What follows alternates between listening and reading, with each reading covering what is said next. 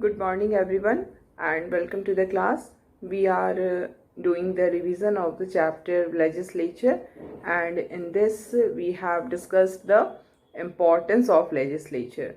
Legislature is not just a law-making body, but actually, what we find that it is the body which makes democracy real, because it is a body of the representatives of the people, and the representatives of the people discuss the matters of national importance. Not only they discuss the matters, but the legislature is also there to control the executive. In our system, which we have adopted, the parliamentary form of government, in this system the legislature plays the important role of controlling the executive, and that is the most important role of the legislature, because it puts a kind of pressure on the government. Because of the legislature, because of the pressure of the legislature, the executive is bound to executive is bound to act according to the interest of the people, because we all know that legislature is there to ask questions from the executive, and not only the legislature has the power to ask question, but it is also compulsory for the ministers that they must answer the question in a satisfactory manner. If the answer is not satisfactory, if the members of the parliament are not satisfied with the answer, they can put more pressure on the government. And we have also discussed how the government has to take back some of its decisions, because of the pressure from the opposition party, from the members of parliament who belong to opposition party. So this is the power of parliament. This is the power of people, because whenever we talk of parliament, it is the representative body of people, and it is the only representative body of people. It is the only organ which make democracy real and meaningful. So this is the importance of legislation. And then we have seen that in a country like India, we have adopted the bicameral legislature. Bicameral means two, cameral is for house. We have adopted two houses in our parliament. The one is called the Council of States, and another is called the House of People. This House of People is known as Lok Sabha, and Council of States is known as Rajya Sabha. What is the need of two houses of the parliament? There are two needs, two reasons for which we can say that there must be two houses in the parliament. First of all, in a country like India, which is full of diversity, which is full of population who belongs to different religion, different culture, different language, different reasons, it is very much important that all the section of the people must get representation. And this is not possible only through Lok Sabha or only through one house of the parliament. There is need of two houses of the parliament. Then only the country all the people of the country will get proper representation. And the second reason we can say why we need a bicameral house, because if there is only one house in the parliament, then every decisions regarding lawmaking will be taken by the single house. So there can be some lacunas, some loopholes in the lawmaking process or in the content of the law. If another house is there, then it will work as a revising body. It will revise, it will review the work which is done by the first house. If there is any kind of defect or lacuna or loophole in the work of the first house, it can be pointed out by the second house. So if there is one house, there will be possibility of mistakes, but if we are having two houses, this possibility of mistakes is reduced, क्योंकि जब भी किसी भी काम का हम revise करते हैं तो रिव्यू करते हैं तो उसका जो भी डिफेक्ट्स होता है वो सामने आ जाता है. And so we need two houses in the parliament. And then we have also started our discussion regarding the this Rajya Sabha, which is Council of States, and we have seen that the Council of State is the representative body of the states, वो states को represent करता है.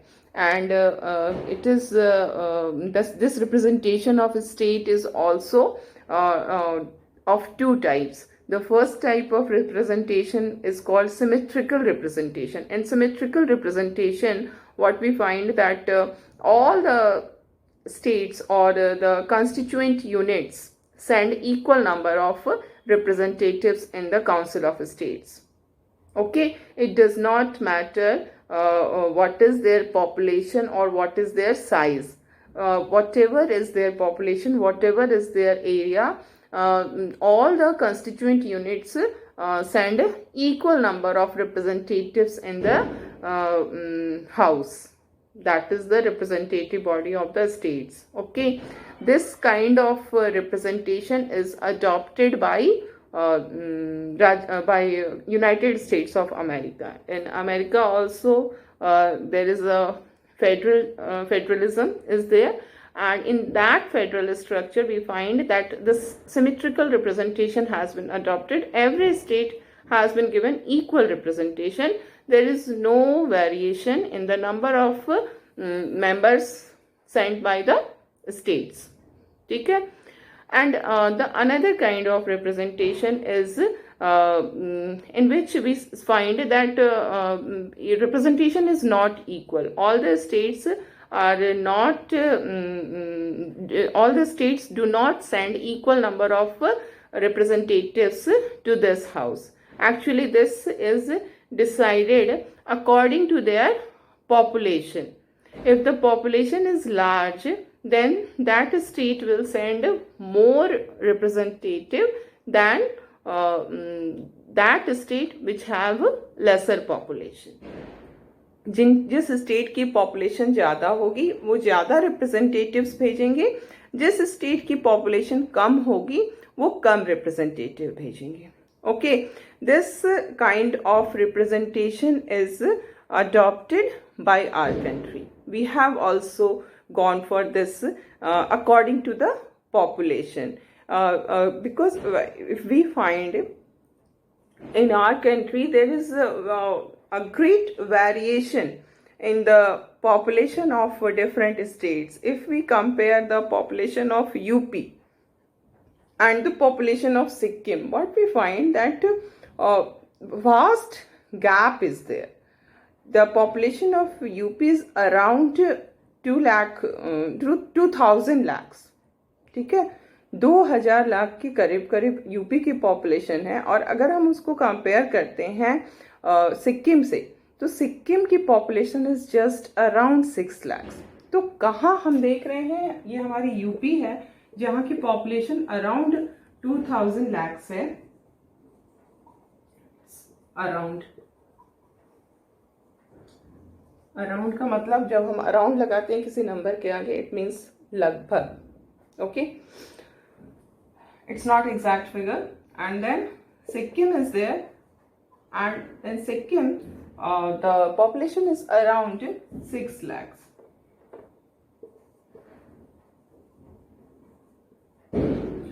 So you can just imagine if we have also adopted a symmetrical representation, then in that situation the representatives sent by UP should have been equal to the representatives sent by Sikkim.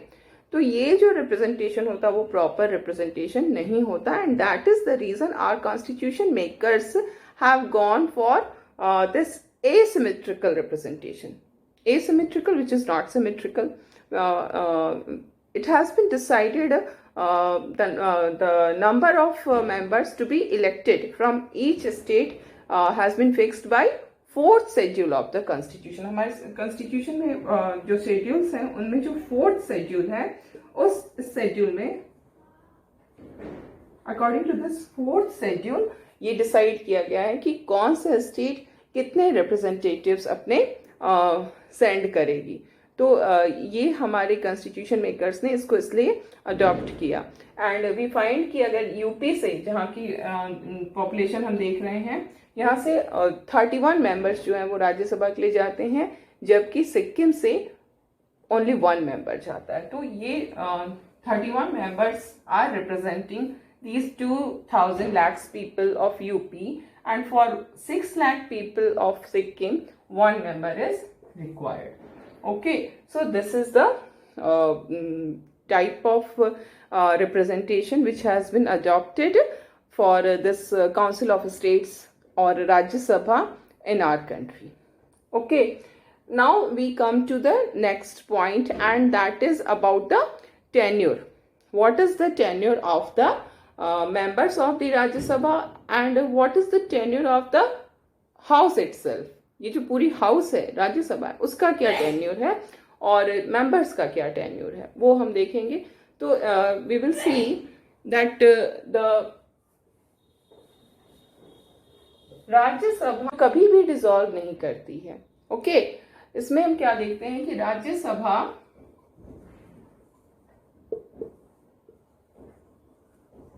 is a permanent house.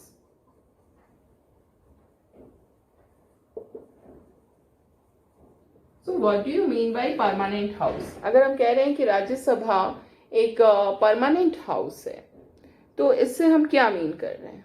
Permanent house का मतलब ये होता है कि Rajya Sabha never dissolves. वो कभी भी पूरी की पूरी जो हाउस है वो डिसॉल्व नहीं होती है. लाइक अगर हम अभी आगे we will study about Lok Sabha as it is revision. We are not studying it for the first time.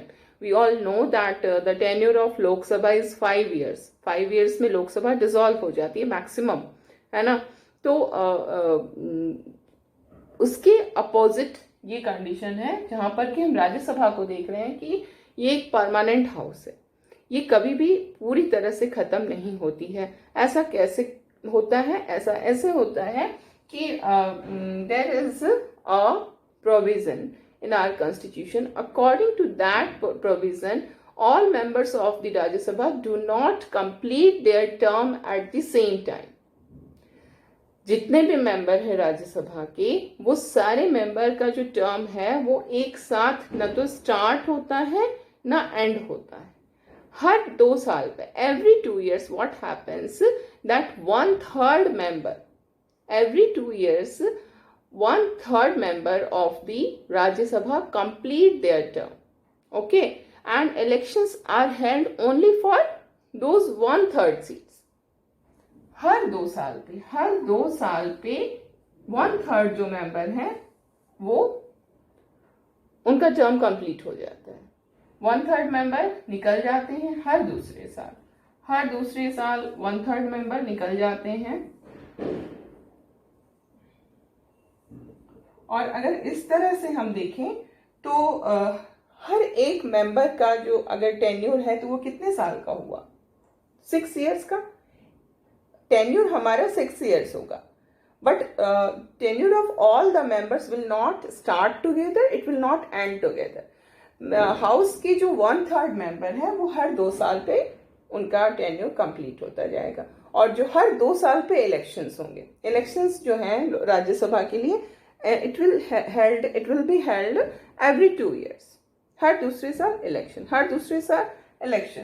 तो इसमें जो हम देखेंगे कि हर दूसरे साल इलेक्शन इसी 1/3 सीट के लिए होगा. जो 1/3 मेंबर निकल रहे हैं बाहर, उसी 1/3 सीट को फिल करने के लिए हर दूसरे साल ये होता है, इलेक्शन होता है। ओके, तो इस तरह से अगर एक मेंबर को देखिए, राज्यसभा का जो मेंबर है उसके अगर हम टेन्यूर को देखें तो राज्यसभा के मेंबर का टेन्यूर 6 years होता है, but the house is permanent, it never dissolves. वो हमेशा बनी रहती है, क्योंकि 1/3 मेंबर आते हैं, 1/3 मेंबर जाते हैं, 1/3 मेंबर कम्स, 1/3 मेंबर गोज। ये जो है इस तरह का प्रोसेस चलता रहता है। And our constitution makers adopted this system because we know Lok Sabha का तो टेन्योर फिक्स है, हर 5 year पे वो लोकसभा एंड हो जाएगी, नई लोकसभा के लिए इलेक्शन होगा। And there are many situations in which Lok Sabha is not able to complete its 5 years terms, है ना, बीच में भी लोकसभा का डिसॉल्व हो सकती है लोकसभा, अगर प्राइम मिनिस्टर इस तरह का वो रिकमेंडेशन करते हैं। We will see it in the later part, but here you must understand कि अगर हमारी पार्लियामेंट मेकर्स ने ये सिस्टम बनाया तो क्यों बनाया, what was the reason behind adopting this system. The reason is कि अगर लोकसभा डिसॉल्व हो जा रही है, लोकसभा नहीं है, तो at least 1 house must be there, क्योंकि अगर 1 हाउस वहां पर नहीं होगी तो फिर किसी तरह का कोई सपोज कुछ ऐसा अर्जेंट काम आ जाता है लेजिस्लेचर का, तो that cannot be done because no house is there, both the houses are dissolved। तो उस सिचुएशन से बचने के लिए कि कभी भी राज्यसभा की मीटिंग को बुलाई जा सकती है, Rajya Sabha is always there, if there is any kind of urgent business that can also be conducted, that will not be obstructed because Rajya Sabha is always there. Okay, so this is about the tenure of the Rajya Sabha, and now we will see the members are elected. When members are elected, yes, some members are nominated also, like 12 members are nominated, and at present there are 233 members of the Rajya Sabha who are elected. And when we were discussing the chapter election and representation, and under that chapter we were discussing proportional representation, in that portion, in that topic of proportional representation, we have discussed about the system through which the members of the Rajya Sabha are elected, है ना, हम लोगों ने इसको discuss कर चुका है। Still I will repeat the process, the people who take part in the election of the members of the Rajya Sabha. First of all, you must you have understood that Rajya Sabha is the representative body of the states. So who take part in the election of the members of the Rajya Sabha? The members, elected members of the state legislative assembly take part in the election of the members of the Rajya Sabha. अगर हमें राज्य सभा के members को elect करना है, एक state अपने, जैसे हमने अभी यूपी का देखा कि यूपी से 31 मेंबर्स जो हैं वो जाते हैं राज्यसभा में। ओके, तो ये जो 31 मेंबर्स राज्यसभा में जा रहे हैं यूपी से, इनको कौन इलेक्ट करेगा? They will be elected by the members of the legislative assembly. जो यूपी की लेजिस्लेटिव असेंबली है उसके जो मेंबर्स हैं वो मेंबर मिल करके राज्यसभा के मेंबर को चुनते हैं। So in this way Rajya Sabha is an indirectly elected body, it is not a directly elected body. People are not electing the members of the Rajya Sabha. People elects the members of the state legislative assembly, and then the members of the state legislative assembly elect the members of the Rajya Sabha. This is called indirect election, है ना। तो ये indirect election को हमारे constitution में follow किया गया है राज्यसभा के मेंबर्स के लिए, और जो इलेक्शन का मेथड है that is called proportional representation. ठीक है, इसको हम लोग कहते हैं single transferable vote system. The same vote system is adopted for the election of president also. We have discussed about it when we were discussing the president also, है ना। तो राज्यसभा के मेंबर्स को इलेक्ट करने के लिए सिंगल ट्रांसफरेबल वोट सिस्टम को adopt किया गया है, जो कि प्रोपोर्शनल रिप्रेजेंटेशन का ही एक वेरिएशन होता है, one of the variations of proportional representation. Okay, और इसमें हमने देखा था कि किस तरह से एक फॉर्मूला होता है ना, एक फॉर्मूला अडॉप्ट किया जाता है कि किसी भी स्टेट से जितने भी मेंबर्स चुने जाने हैं उनको कितना वोट मिलना है, उसके लिए एक फॉर्मूला होता है। और जब जो मेंबर्स अपने वोट को यूज करते हैं, they do not give just one vote, they give their vote according to their preference. Like वो जब वोटिंग करते हैं तो उसमें अपनी प्रेफरेंस बताते हैं कि उनके हिसाब से नंबर 1 पे कौन है, नंबर 2 पे कौन है, नंबर 3 पे कौन है ना। वो ऐसे प्रेफरेंस देकर के वोटिंग करते हैं। फिर जब वोट की काउंटिंग होती है तो दैट इज वेरी इंपॉर्टेंट। इसमें काउंटिंग में कैसे होती है कि पहले जो फर्स्ट प्रेफरेंस वाले वोट्स मिले हैं उसको काउंट किया जाता है। If any member is able to get the votes which is decided by the formula, then that member will be declared elected, है ना। और बाकी जो मेंबर्स है, अब उसके लिए क्या होगा कि उसमें जिसको भी सबसे कम वोट मिला होता है फर्स्ट प्रेफरेंस वाला, उसको हटा दिया जाता है और उसके जो वोट्स होते हैं उसको बाकी जो कैंडिडेट्स होते हैं उसमें डिस्ट्रीब्यूट किया जाता है, उसी प्रोपोर्शन में जिस प्रोपोर्शन में उनको फर्स्ट प्रेफरेंस का वोट मिला है। तो इस तरह से ये जो सिस्टम है, इसी को हम लोग we have discussed this in very detail under that chapter. तो उसी को आपको फिर से यहाँ पर ध्यान में लाना है कि किस तरह से इलेक्शंस जो है वो राज्यसभा के मेंबर्स का होता है। ठीक है, तो राज्यसभा के मेंबर्स का इलेक्शन कौन करता है? राज्यसभा के मेंबर्स का इलेक्शन जो है वो लेजिस्लेटिव असेंबली के मेंबर्स करते हैं। और कैसे होता है? थ्रू दिस प्रोपोर्शनल रिप्रेजेंटेशन के अंदर सिंगल ट्रांसफरेबल वोट सिस्टम से होता है। टेन्योर उनका 6 years का होता है, but the house is permanent. और 1/3 जो मेंबर है वो हर दूसरे साल चेंज होते रहते हैं। ठीक है, and now we will see कि इस हाउस के डिफरेंट नेम्स है। जैसे अभी हमने just now we have seen one of the other name for this Rajya Sabha is permanent house. This is very important question, which house of the parliament is a permanent house? This is our Rajya Sabha. Why it is permanent house? Because it never dissolves completely. हर कभी मतलब ये कभी भी पूरी तरह से dissolve नहीं होता है ये जो सिस्टम है। Because of this we find कि ये हमेशा रहता है पावर में, ये हमेशा रहता है, कभी भी पूरी तरह से खत्म नहीं होता है। That is why it is also called permanent house. Other than this we find that this Rajya Sabha is also known as upper house.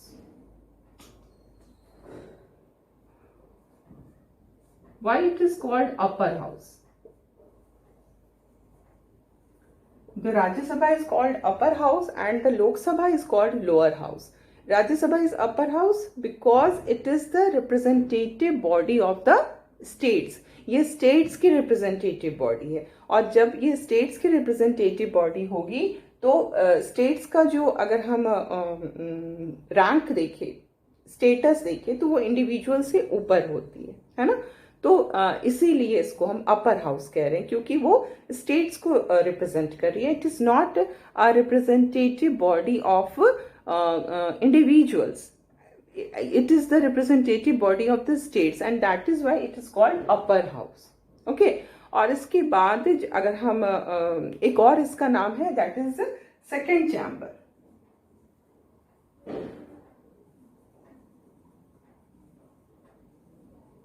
This is second chamber. Why is it second chamber?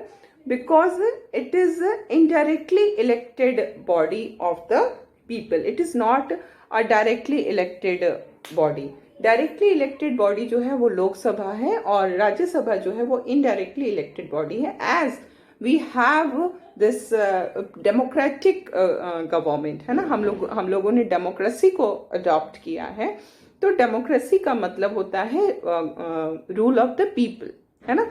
तो जब people are the most important, जब people important है तो जो house people directly elect कर रही है, that house will be more important. So that house is first chamber, Lok Sabha. Or Rajya Sabha is not directly elected by the people, it is indirectly elected by the people. That is why it is the second chamber. There is another reason also for calling it second chamber, because we find that in some cases, like अगर हम ordinary bill को छोड़ दें, don't consider about ordinary bill, अगर हम money bill pay consider करते हैं तो in money bill, in the matters of money bill, what we find that the money bill can not be initiated in the Rajya Sabha. It can only be initiated in the Lok Sabha, and after passing from the Lok Sabha it goes to the Rajya Sabha, and Rajya Sabha has only the power to review it. It can give its recommendation within 14 days, and if it does not pass it or give its recommendation within 14 days, then it will be considered as passed from the Rajya Sabha. तो राज्य सभा को इसलिए भी हम second chamber कहते हैं क्योंकि उसका as it is not directly elected, that is why ये मनी मैटर्स में इसको कम पावर्स दिए गए. वी विल डिस्कस, हम लोग अभी आगे में ये सारी चीजें फिर से आएंगी जबकि हम लोग लोकसभा और राज्यसभा की पावर्स को कंपेयर करेंगे. सो यहाँ पर यू मस्ट अंडरस्टैंड कि ये जो डिफरेंट नेम्स हम देख रहे हैं वो नाम हमने क्यों दिया गया है राज्यसभा को. So I hope it must be clear to you कि अपर हाउस क्यों कहते हैं और इसको सेकेंड चैम्बर क्यों कहते हैं. Okay, now the question is कि राज्यसभा के लिए क्यों नहीं डायरेक्ट इलेक्शन का प्रोविजन को अडॉप्ट किया हमारे कॉन्स्टिट्यूशन मेकर्स ने. Why they have gone for indirect election for the Rajya Sabha? What is the reason? The reason is suppose both the houses, Lok Sabha, Rajya Sabha, both are directly elected by the people, then it will be very difficult to differentiate between their powers and functions. हम देख रहे हैं एक house को हम first house कह रहे हैं, दूसरे को फर्स्ट चैम्बर कह रहे हैं, दूसरे को सेकंड चैम्बर कह रहे हैं. दोनों के पावर्स में डिफरेंस है. मनी मैटर्स में लोकसभा को ज्यादा पावर दिया गया है क्योंकि वो कॉमन पीपल का रिप्रेजेंटेटिव बॉडी है, जबकि अगर राज्यसभा को देख रहे हैं तो उसके पावर्स कम है. तो इसलिए इनडायरेक्ट किया गया ताकि इसका ये काम नहीं है कि ये सारी चीजें जो हैं वो एकदम अपना पावर बराबर रखे लोकसभा के साथ, बल्कि राज्यसभा को लाने का पर्पस ही ये था कि ये एक तरह का रिव्यू चैम्बर की तरह काम करेगा, रिवाइज चैम्बर की तरह काम करेगा. इसके व्यूज जो हैं वो इम्पोर्टेंट होंगे, भले ही इसके वोट्स का बहुत ज़्यादा असर ना पड़े, बट ये जो व्यूज़ अपने रखेंगी, रिवीजन का जो काम कर रही है वो बहुत इम्पॉर्टेंट काम इसको दिया गया. और ऐसा भी हुआ कि जैसे बहुत लोग होते हैं जो who are not very active in politics, है ना, वो लोकसभा का इलेक्शन लड़ना बहुत बड़ी बात होती है. जब अगर in order to contest the election of the Lok Sabha you need to be very active politically.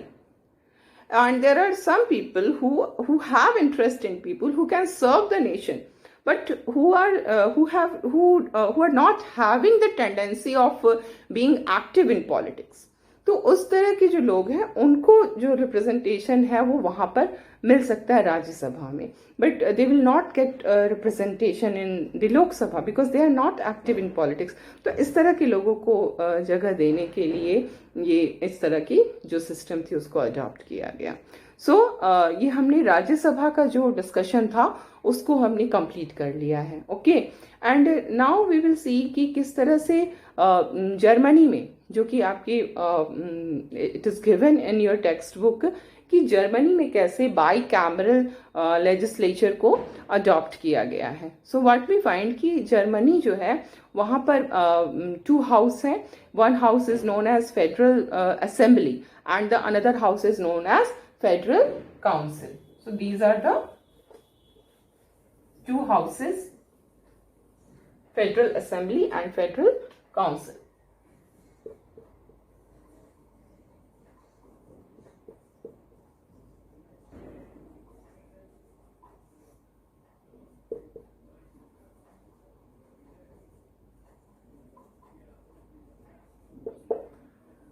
So in this what we find that Federal Assembly is elected by a complex system in which there is a combination of both direct election and proportional representation. दोनों ही उसमें combined होते हैं.